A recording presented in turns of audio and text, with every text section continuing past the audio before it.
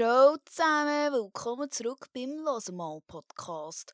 Nach einiger fucking Komplikation letztes Mal, ich schwör's euch, ich bin 2 Millimeter davon entfernt gewesen, irgendwie ich wüsste zwar nicht mal, wie das geht, weil ich so Technik unbegabt bin, aber ich war so kurz davor gewesen, den scheiß Podcast einfach zu löschen, weil es hat mir einfach für die letzte Folge die hure Tonaufnahme einfach zerstört. Es ist gestanden, es ist beschädigt und man kann es nicht mehr widerrufen und ja, Pech. Deine ganz einstündige Aufnahme ist jetzt halt nicht mehr um. Und dann musste ich überlegen, was mache ich jetzt? Gut, dann habe ich einfach den Ton von der Kamera, weil meine Kamera hat obviously so ein vercracktes Mikrofon dran, habe ich das nehmen, durch eine künstliche Intelligenz durchsuttern lassen, einigermaßen verbessern, weil es ist unmöglich gewesen. Und so ist das entstanden, dass die letzte Folge fucking räudig tönt hat. Und ich habe das Gefühl, ja, also ohne Scheiß unterschätzt das nicht mit Ich habe gedacht, Podcast, ja, easy peasy, lemon squeezy, nimmst einfach ein bisschen auf, tust es zusammen mit dem Video und dann wird das Zeug aufgeladen. Aber nein, wir werden hier sehr viele Steine in den Weg gelegt vom lieben Herr Jesus Christus Gott im Himmel. Sorry, falls du gläubig bist, das war nicht despektierlich gemeint. Ich bin einfach nur gerade wieder hässlich geworden, als ich die Kamera da vor meiner Schnüre gesehen habe. Man merkt heute wieder ein bisschen energetisch, wenn ich das so sagen darf. Ich war gerade ein bisschen kurz geschockt gewesen, weil ich habe schwarze Unterhose an und eine weisse Hose. Und ich habe mich gerade gefragt, ob man das echt sieht. Wahrscheinlich hat es niemand gesehen, wenn ich nichts gesagt habe. But that's just me. Haha. Ja, meine lieben Freunde, um was geht es heute? Und Freundinnen, es geht um schüch sein und so, oder ich weiß nicht, ob schüch oder introvertiert oder einfach beides. Einfach so ein bisschen sich nicht so wohl fühlen unter anderen Menschen. Sagen wir es einfach mal so. Weil, ob man es glaubt oder nicht, ich bin sehr betroffen von dem. Ich hasse es, unter Menschen zu sein. Ich kann es nicht. Ich weiss nicht, was angebracht ist, was man macht. Ich bin wie ein zweijähriger Golf, der so ausprobiert und dann mal so zack, eins über die Finger bekommt, weil ich etwas falsch gemacht habe und dann so bin, hä, Digga, ich habe gemeint, das ist verdammt angebracht. Legit, also irgendetwas stimmt nicht, aber weiter will ich es auch gar nicht abklären lassen. Es ist okay so, es gehört zu mir. Ja. Bevor ich da gerade anfange, oder? Live-Update, ist ja eigentlich logisch so gewesen. Ich habe ja vor dem letzten Podcast, es ist ja um Influencer, Social Media, bla gegangen, habe ich ja schon gesagt, Digga, ich hatte vor dem Aufnehmen gerade ein Mental Breakdown gehabt, wegen Influencer und so, weil ich einfach ein bisschen überfordert war. Dann nachher hat sich ja eigentlich irgendwie bestätigt, dass ich unfähig bin. Und ja, die Quarter-Life-Crisis hat sich dann auch noch ein bisschen weitergezogen. Und da bin ich auch jetzt noch. Also ich muss auch ganz ehrlich sagen, im Moment einfach, ich will auch gar nicht über das reden. Weil es geht allen so und wenn ich es noch mehr sage, dann fühlt ihr euch vielleicht auch noch mehr so. Und wenn ich jetzt einfach sage, hey Leute, mir geht's huren gut, geilen Meilen, dann sind ihr vielleicht ein bisschen angesteckt von dem. Darum Leute, mir geht's huren gut, geilen Meilen. Aber das Leben ist halt auch noch ein bisschen im Weg. Genau. Für Hashtag für Realität auf die... Oh mein Gott, ich muss aufhören. Sorry, ihr habt sicher alle schon abgeschaltet, weil ich heute so hure übertreibt bin. Sorry. Ja. Ich probiere wirklich heute so zu reden, dass ich nicht mehr so viel schneiden muss. Letzte Folge habe ich so viel rausschneiden müssen. Ich habe so viele Sachen gesagt, im Fall, die ich nicht hätte sagen dürfen, auch über Leute und so. Das wisst ihr natürlich gar nicht. Aber ja, jetzt strenge ich mich einfach hure an. Stay focused. Power, my babies. Übrigens, Jeremy Fragrance, so von meinen Influencer-Quellen, Kollegen, ist anscheinend, wer hätte es gedacht, in Real Life ein richtiger Hure, also so wirklich, wenn du eine Frau bist auf jeden Fall. Also so, du wirst einfach ignoriert. Und es wird auch nur darüber geredet, was eine richtige Frau, so Andrew Tate-Type Shit. Darum, Loki, will ich eigentlich nicht mehr so hinter dem Jeremy stehen, aber es ist halt schon ein bisschen amüsant trotzdem. Ja. Ja, Live-Update haben wir immer noch nicht recht bekommen. Ich bin hure am Struggle im Studium. Und ich sollte jetzt eigentlich voll in der Lernphase sein, aber irgendwie kriege ich es einfach nicht an, weil ich schon das Gefühl habe, ich kriege es nicht an. Und ich hasse das. Das ist eben genau das, auch wie mit der Technik oder so. Ich hasse es, etwas zu machen, wo ich nicht hure gut bin. Darum habe ich auch immer Mathe einfach sein gelassen, weil ich wusste, ich kann es nicht. Oder ich kann es nie wirklich mega gut können. Und so Sprache oder so habe ich reingehasselt, weil ich gewusst habe, ich kann die Beste sein von mir aus. Falls du in meiner alten Klasse bist, du hast das nicht gehört, ich finde nicht, ich bin die Beste, aber ich hatte das Potenzial gehabt, um die Beste zu sein können. Wisst ihr, was ich meine? Das fehlt mir ein bisschen. Ich habe das Gefühl, ich kann nichts, was Studentenleben angeht. Nicht einmal in den Ausgang gehen, nicht einmal das. Ja. Ja, das wär's gewesen. Wie geht's euch so? Erzähl mir mal, irgendwo. Schreibt unter den neuen Post hört mal auf Insta. Heute, anstatt mal anschreiben, wie ihr dazu steht, dass man in die Dusche pisst, schreibt ihr mal an, wie es euch gerade so geht. So Daumen nach unten oder Daumen nach oben. Müsst nicht mehr schreiben. Das ist ja auch ein bisschen privat, oder? Schön. Ja, genau. Das Schüchsein hat bei mir eine sehr lange Vorgeschichte, weil ich bin fucking schüch auf die Welt gekommen. Ich habe gerade vorher meine Mutter interviewen, was sie eigentlich dazu meint, wieso dass ich so rausgekommen bin und meine Schwester fucking das Gegenstück zu mir ist. Meine Schwester ist so extrovertiert, die juckt überhaupt nichts. Und sie sagt das auch und sie findet es voll lame, dass uns so Sachen mega jucken und so. Und wir sollen doch einfach das Leben leben und so. All hure geil. Und dann bin ich so daneben und schiss mir legit gestern. Paradebeispiel. Ich bin auf die Post gegangen, in meinem fucking Kaff da, wo alle die, sorry, mega vorurteilhaft, aber alle die Frauen, ich schwör's euch, die schauen mich an und sehen irgendwie so Abschaum und können mir nicht mal richtig Hallo und Tschüss sagen und ich fühle mich so beleidigt und verurteilt von denen sowieso schon. Auf jeden Fall bin ich auf die Post gegangen. Einmal allein, weil ich habe mega viele Sachen verkauft auf Tutti. Und das sind halt alles Leute, die mich vom Social Media Game kennen, die das Zeug von mir gekauft haben. Und darum habe ich meine Adresse nicht auf die Päckchen draufgeschrieben, weil ich will ja nicht, dass ihr alle wisst, wo ich wohne, oder? Und dann hat sie mir dort schon gesagt, ja, also schreiben Sie noch die Adresse drauf, so darf ich das nicht wegschicken. Und ich so, ja, also hure viele Leute hinter mir, ich hasse es schon, wenn ich mit mehr als einem Päckchen auf die Post gehe, weil ich das Gefühl habe, ich bin so im Weg und die Leute regen sich ab mir auf und ich habe wieso keine Berechtigung zum mehr als ein Päckchen zu haben, obwohl jeder andere fucking 2 Stunden an diesem Schalter braucht, weil sie nicht mal wissen, wie man das Kärtchen ins Loch steckt. Aber bei mir ist es natürlich nicht okay für mich selber. Paradebeispiel, oder? Dann ich so, ja, also, wissen Sie, mir wäre es lieber, wenn die Adresse nicht draufstehen würde. Und sie so, ja, aber das ist halt einfach Vorschrift, oder? Da muss man halt einfach, sonst kann es eben nicht mehr zurückverfolgt werden, wenn das Päckchen, wenn man nicht weiss, wo zustellen. Und ich so, ja, aber dann, es ist im Fall wirklich egal, also wenn das Päckchen weg ist, dann ist es halt weg, aber wirklich die Adresse kann ich leider nicht draufschreiben. Schon hure Big Balls, Alter, dass ich das überhaupt gesagt habe, glauben wir. Normalerweise hätte ich einfach gesagt, okay, mach ich. Aber nein, das ist ein bisschen zu grosses Risiko, 20 Päckchen rauszuschicken, wo jeder weiss, was mein Vor- und Nachname ist und meine Adresse. So's. Dann hat sie einfach nicht aufgehört. Sie hat einfach nicht aufgehört. Nein, das ist eben Vorschrift. Und ich so, ja, aber wissen Sie, ich würde es gerne anonym verschicken.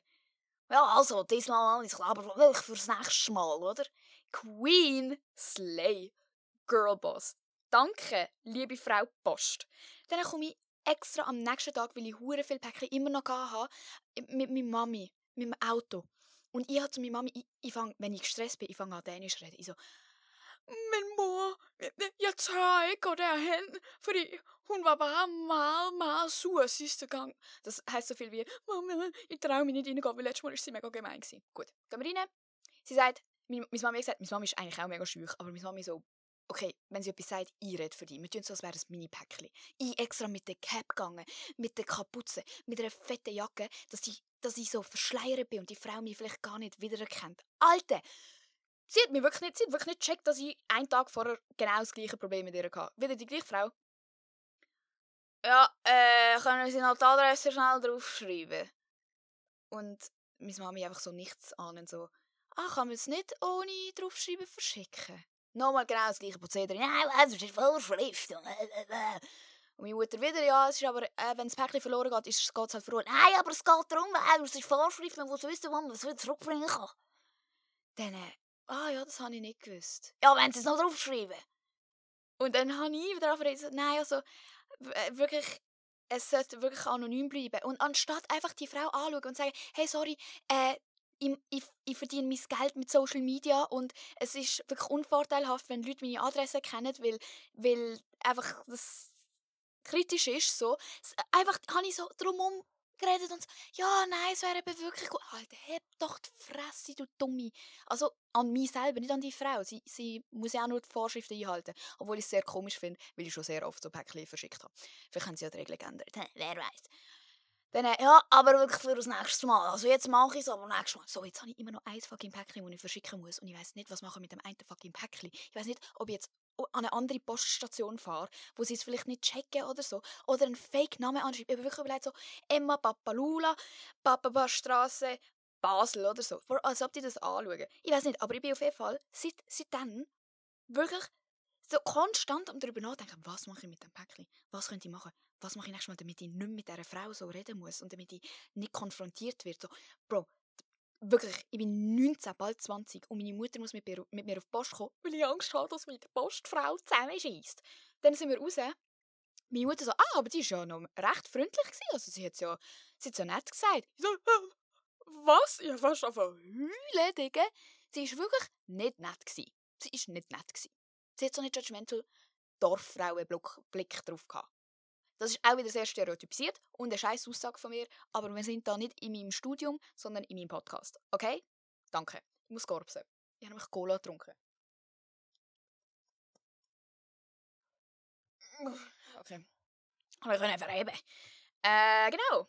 Darum, kurz, das macht man doch so in der Aufsätze, so ein Realitätsbezug. Mein iPad ist auch wieder hier, an alle, die das Video schauen. Also, eigentlich sind wir auch wieder vom Pfad abgekommen. Ich wollte von der Kindheit erzählen. Eben, ich bin einfach so auf die Welt gekommen. Und irgendwie bin ich daheim so eine hure Rampensau gsi. Ich habe daheim alles rausgelassen. Also wirklich, ich bin so das Comedy-Entertainment vom Haushalt gsi. No joke. Sie haben sich die ganze Zeit, also meine Mutter, mein Vater, meine Schwester, haben immer müssen lachen wegen mir. Und ich habe es nicht mal extra gemacht, so. Und wenn sie dann gelacht haben, habe ich angefangen zu heulen.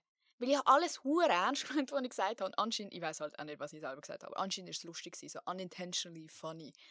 Und dann irgendwann haben sie wirklich müssen so das Lachen fett verheben, weil ich sonst wirklich lang traurig war. Ihr lacht mich aus, ihr seid so gemein.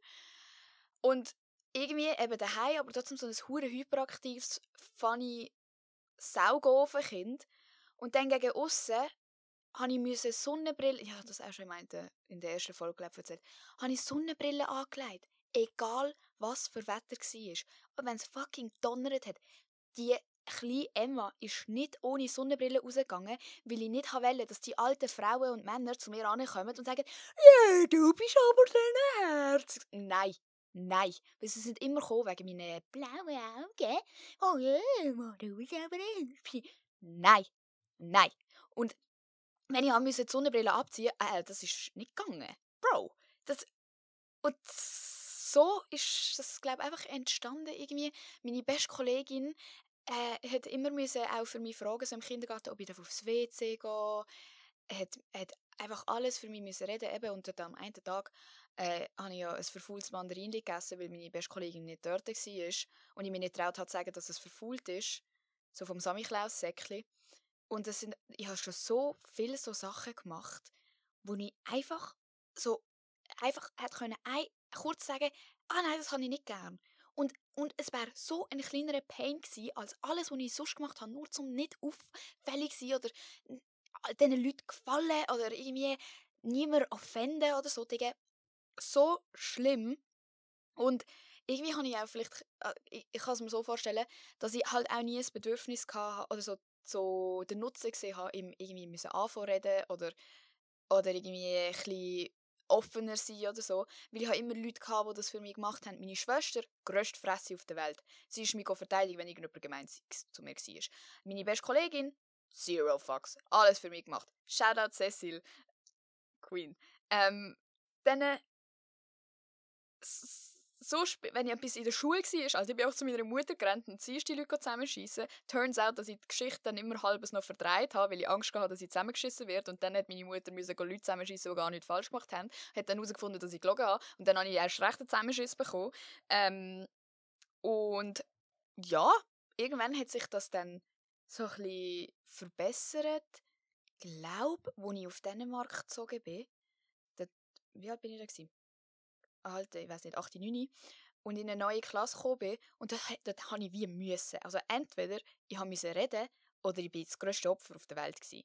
Und irgendwie, weil ich halt so low-key cool ausgesehen habe, für wie cool man mit 8, 9 aussehen kann.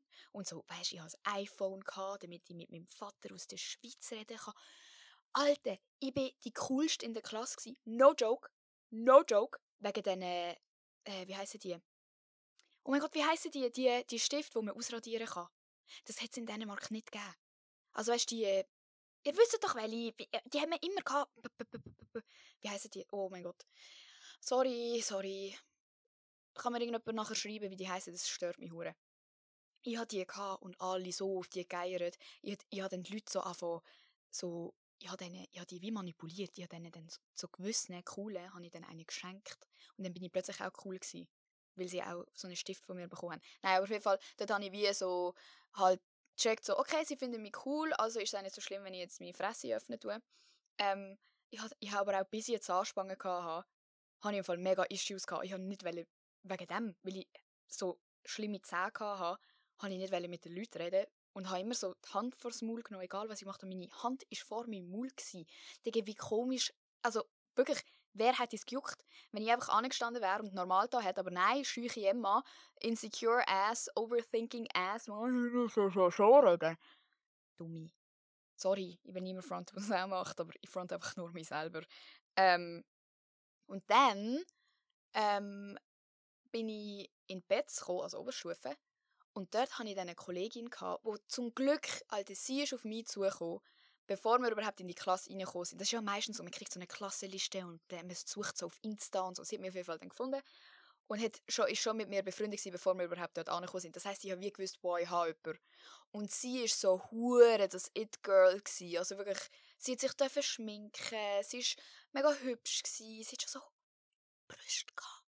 Und so, es ist einfach, es ist so das gewesen, wo man sie hat wollen dort. Und sie hat mich wie so ein bisschen mitgenommen. Sie hat so gefunden, ja, weisst, also, ja, ein bisschen Mascara würde schon nicht schaden und so. Was jetzt Loki in Hindsight, ja, ist jetzt auch nicht gerade so nice und so nötig gewesen, aber in dem Moment hat mir das schon so geholfen, mich ein bisschen mehr öffnen, weil ich mich angefangen habe, mehr mit so Leuten umzugehen, die die Fresse geöffnet haben, die so ein bisschen Eier hatten, die so cool waren. Und ja, komm, gehen wir in der Pause raus.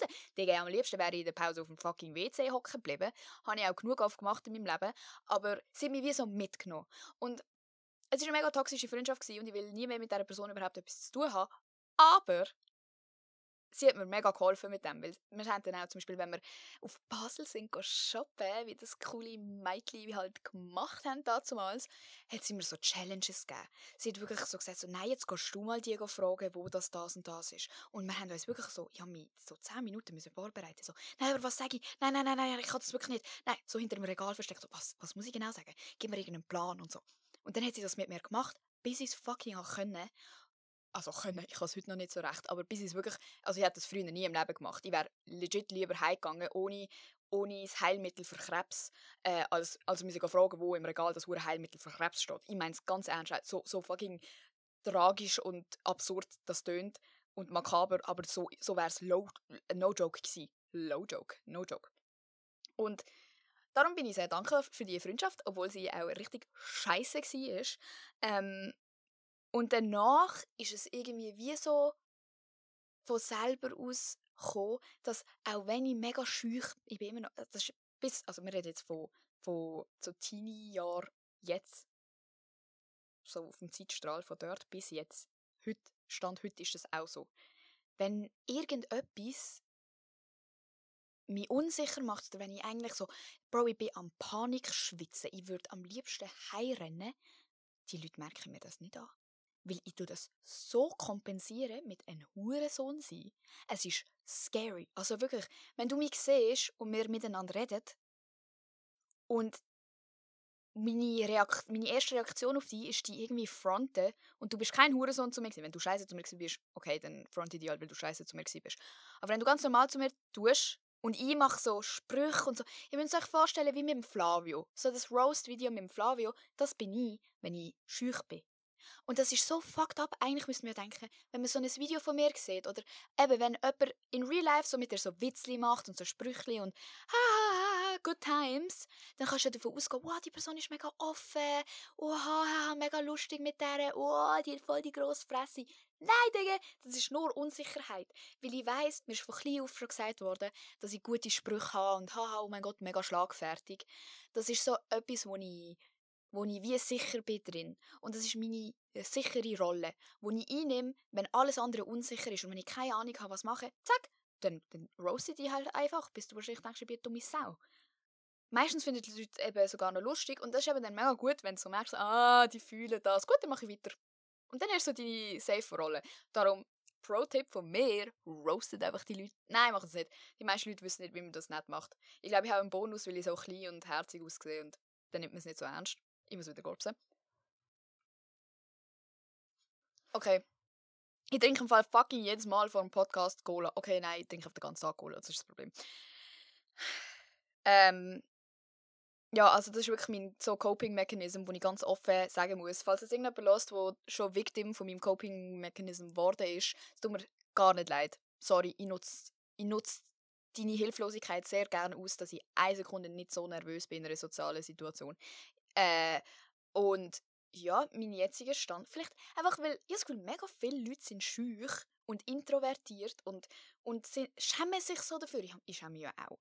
Ja, man kennt nicht mehr so, aber früher, ich habe das so schlimm gefunden, dass ich es einfach nicht anbekommen habe. Und die Leute sind dann auch immer so, ja, mach doch jetzt einfach, oder komm, also, frag dich doch auch, komm, wir gehen zusammen. Oder schauen dir dann so zu, oder schöpfen die so irgendwo an, oder so, bestell jetzt du, komm, trau dich, so vor der Kellnerin oder dem Kellner. So, Bro, Digga, nein, man macht das in einem safen Rahmen. Und das ist auch so no joke, mein einziger Tipp, wo wirklich, glaube zu jedem passen würde, ist so, wenn du das irgendwie verbessern willst, mach das mit so irgendjemandem, wo du dich nicht davor schämst. Weil wenn es so jemand ist, wo du mega cool findest und du weißt, die Person kann das hure gut und es ist irgendwie mega peinlich, wenn ich dann verkacke, dann mach es nicht mit dieser Person. Sag, nein, jetzt gerade wirklich, kannst du bitte du bestellen, bitte mach du, ich kann jetzt gerade wirklich nicht. Und wenn sie dann nicht auf die hören, sind es Hurensohn. Aber dann mach es mit irgendjemandem, wo du weißt, so, man kann drüber lachen, wenn es nicht gut läuft. Oder so mit deinen Eltern. Oder, nein, von den Eltern ist es peinlich. Keine Ahnung, oder so vor jemandem, wo du vielleicht impressen willst. Das ist so, das stimmt, das hat mir hure geholfen. So jemand, wo du musst so tun, als wärst du gar nicht so. So auf dem ersten Date oder so mit irgendjemandem. Bro, dann tust du einfach so, weil du kannst gar nicht anders. Es ist wie peinlicher verkacken, als es dir peinlich ist, um irgendwie jetzt etwas zu bestellen oder so. Wisst ihr, was ich meine? Du musst es ausnutzen, dass dir Sachen peinlich sind. Nutze es einfach, mach so umgekehrte Psychologie auf dir selber. Genau. Aber, was ich eigentlich wollte sagen, ist, weil ich glaube, eben, mega viele Leute schauen mich an und mir schreiben mega viele auch jüngere Leute, die so sind, hey, wie machst du das? Ich würde mich so gerne trauen, genau das machen, was du machst und ich traue mich einfach nicht und ich weiß auch nicht, wie man auf Leute zugeht und so. Ich weiß es auch nicht, Leute. Social Media ist im Fall gar nicht scary eigentlich, außer wenn du eine Werbung filmst. Aber sonst, du checkst es gar nicht. Es ist am Anfang schlimm, weil am Anfang sehen es halt auch nur die Leute, wo du nicht willst, dass sie es sehen. Aber wenn es jetzt so in meinem Ausmaß ist, ich sehe nur die Zahlen und denke mir so, ja, cool. Aber ich kann mir gar nicht vorstellen, dass es mehr als 20 Leute angeschaut haben. Wisst ihr, was ich meine? Es geht gar nicht mehr um das. Und ich filme es ja allein bei mir daheim. Ich kann so viel mal neu filmen, wie ich will, wenn ich etwas verkacke. Das ist so safe. Das ist so, du kannst alles bearbeiten, du kannst alles rausschneiden, du kannst sogar einen fucking Filter drauf machen, wenn du willst. So, du kannst alles so gestalten, wie du es gerne hättest. Und ich glaube, darum sind auch mega viele Creators eigentlich ein bisschen ruhiger in Real Life und so, weil ich glaube, das ist genau das, was wir toll finden, dass man so selber in so die Kontrolle hat und weiß, was abgeht und es ist so dies. Und du bist nicht in einer Situation ausgesetzt, wie in der Realität, in einer sozialen Situation, sondern du bist auch mit dir selber irgendwelche Jokes machen oder so. Und das mit auf Leute zugehen, lasst die Leute einfach auf euch zukommen lassen. Girlboss Shit. No joke. Das Ding ist halt, eine Sache ist, schüch sein und introvertiert und gar nichts sagen und einfach dumm reinschauen den ganzen Tag und irgendwie Resting Bitchface haben. Das ist logisch, dass die Leute dann Angst vor dir haben und denken, ja, Alter, mit der gehe ich sicher nicht reden. Aber wenn niemand sagt, du musst eine grosse Fresse haben, aber wenn du einfach ruhig dort sitzt zum Beispiel und und nur schon zum Beispiel mitlachst, wenn jemand einen Witz macht oder so. So, du musst wie Teil von der Konversation sein oder Teil von was auch immer gerade passiert.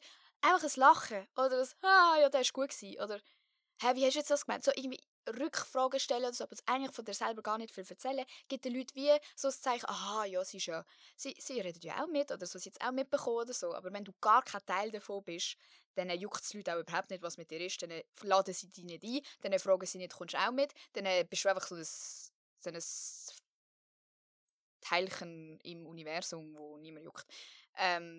Und auch strengt euch an, so im Gesicht ein bisschen nett aussehen. Ich weiss, es ist verdammt anstrengend und am Schluss des Tages ist man mega müde.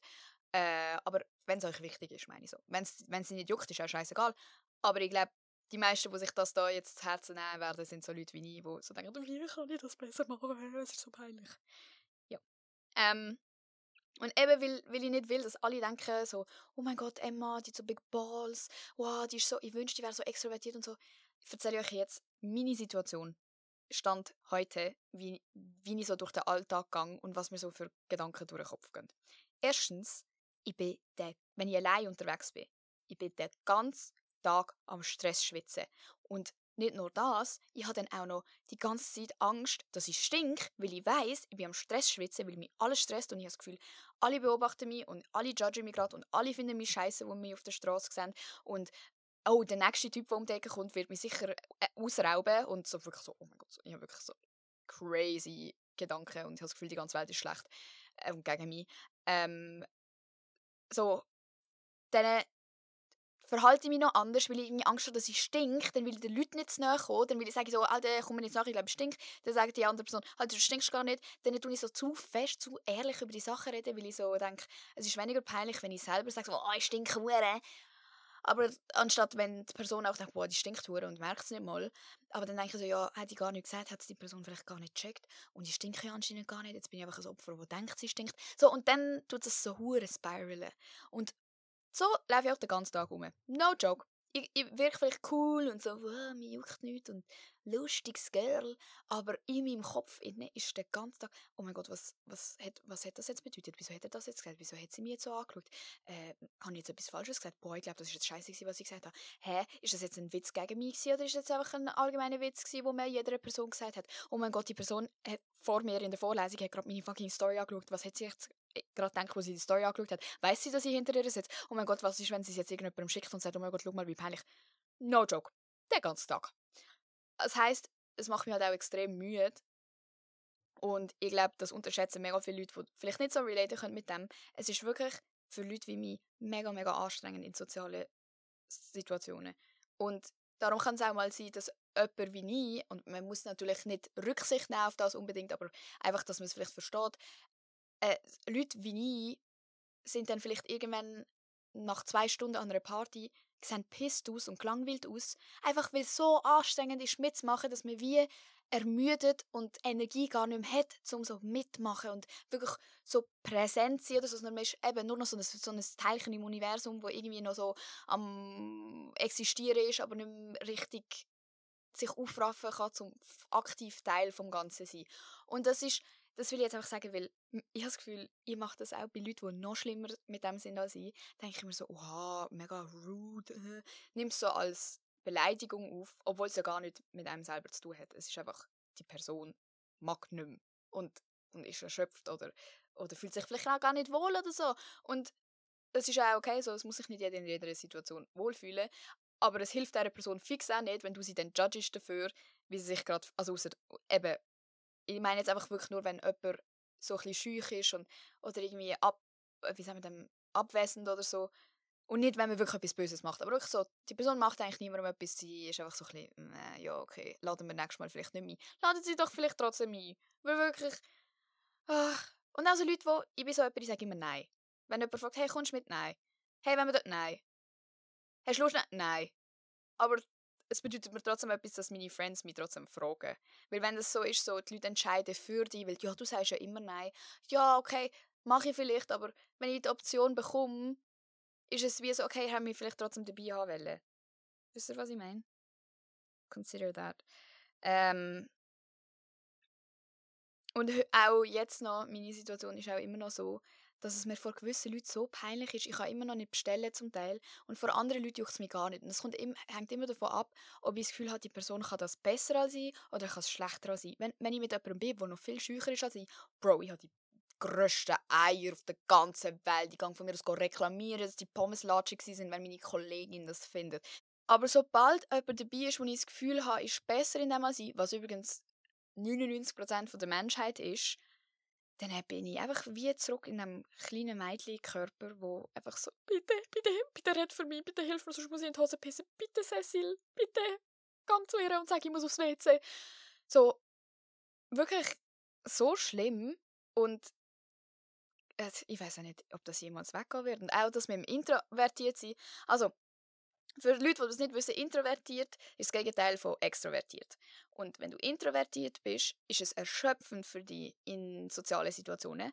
Und wenn du extrovertiert bist, tust du eher, also ja, denk schon, tust du eher so deine Energie auftanken, so Social Butterfly-mäßig, so, wenn du mit Leuten bist, du bist so am Aufblühen und mir geht es gut und ich bin endlich wieder frisch und dann ist für sie ist es dann eher anstrengend, allein zu sein, längere Zeit. Korpse. Alter. Ladylike. Sorry. Ja,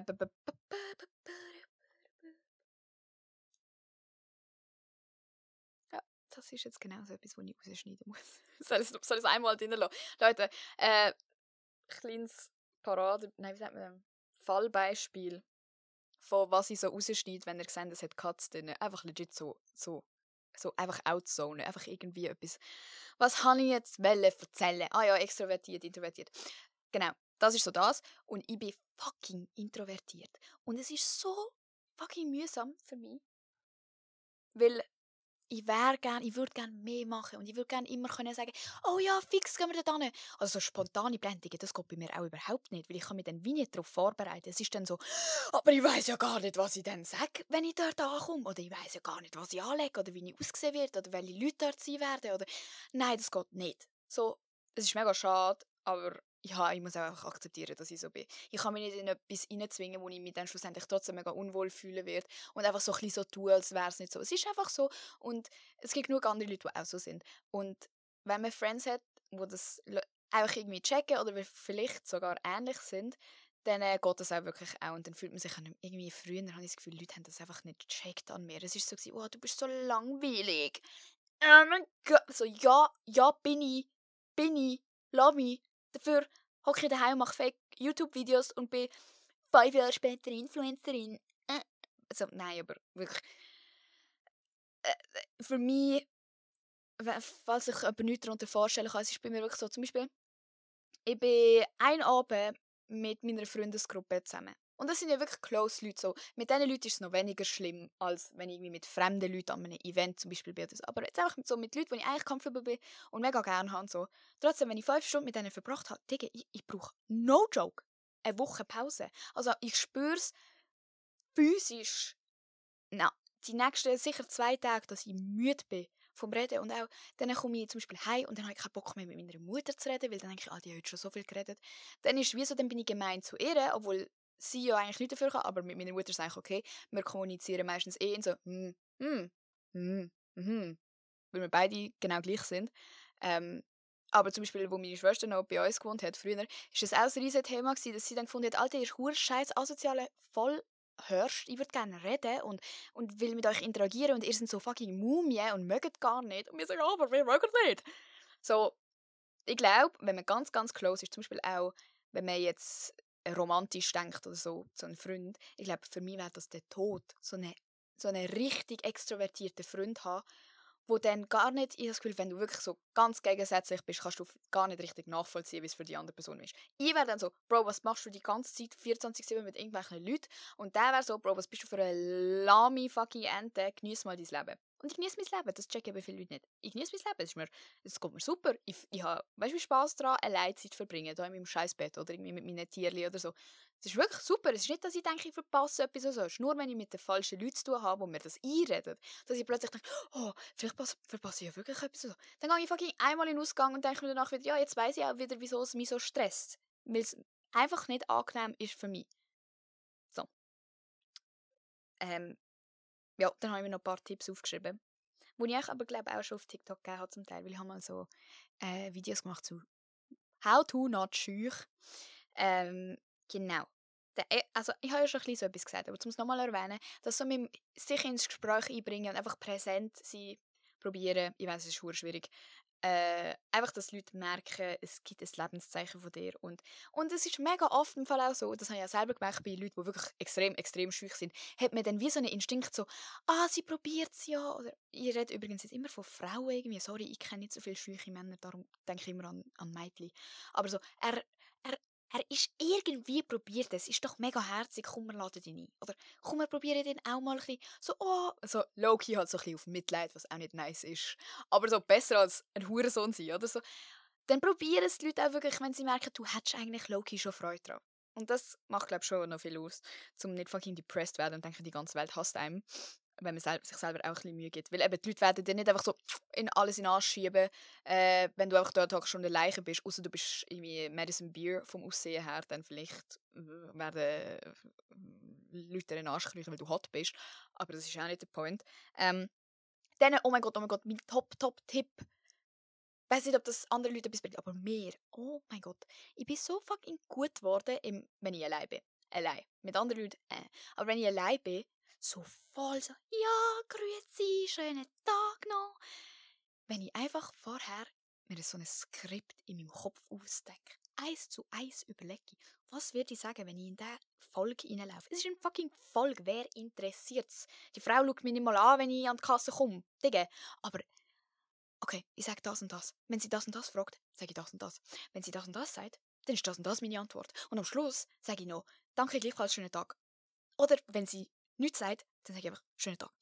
So, genau überlegen, was sind alle Möglichkeiten und was kann ich machen, das hilft mir so. Und jetzt, ich weiss, es klingt fucking psychopathisch, wenn ich es so ausspreche. Aber es ist einfach so, es gibt mir so viel Sicherheit zu wissen, ich habe für alles eine Option.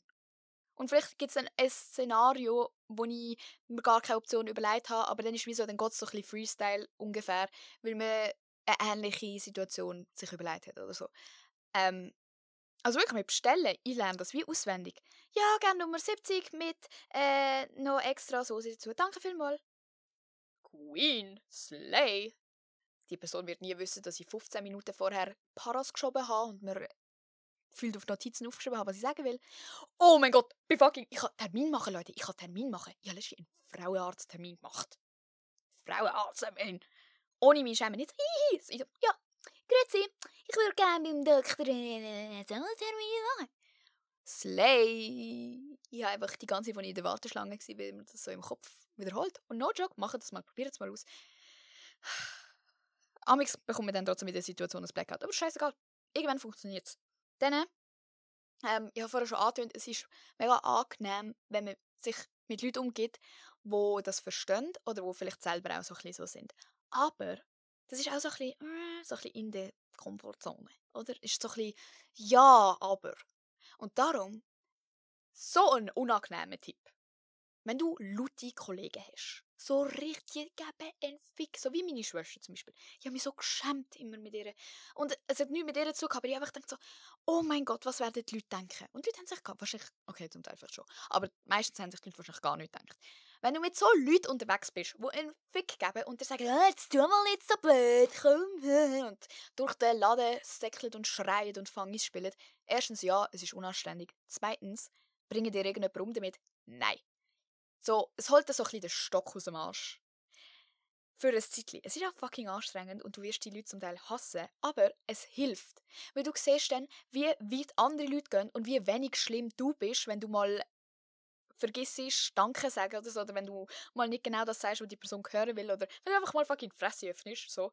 Du bist nicht schlimm im Vergleich zu diesen Leuten. Und wenn, die ziehen dich dann auch so ein bisschen mit. Und ich weiss nicht, es ist ehrlich auch einfach eine lustige Zeit. Es ist auch eine sehr stressige Zeit für mich, wenn ich mit so Leuten unterwegs bin und denke so, oh mein Gott, alle hassen mich. Sorry Leute, ich bin nicht so wie sie. Ich gehöre eigentlich gar nicht zu den Leuten. Chill. Aber es hilft auch ein bisschen, so sich so ein bisschen auflockern. Vielleicht so eine Ratio machen zwischen den Leuten, die nicht so sind und den Leuten, die so sind. So ein bisschen mehr von den Leuten, die nicht so sind. Aber probiert es mal aus. Ist jetzt auch ein bisschen locker flockig gesagt, also, chillt mal mit so Leuten. Findet erst mal so Leute.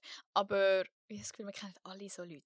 Wisst ihr, was ich meine? Nutzen sie auch nicht einfach nur für das aus, aber geht dem nicht aus dem Weg, ist, was ich sagen will. Bei mir war immer früher so, nein, mit denen, nein, das ist wieder mega peinlich und die machen dann sicher irgendeinen Scheiß. Ja, das gehört auch ein bisschen dazu, mal ein bisschen Scheiß im Leben machen. Man will nicht immer alles so brav machen. Ich weiss, das ist mega angenehm. Ich liebe es, Regeln befolgen. Ich hasse es, Regeln zu brechen.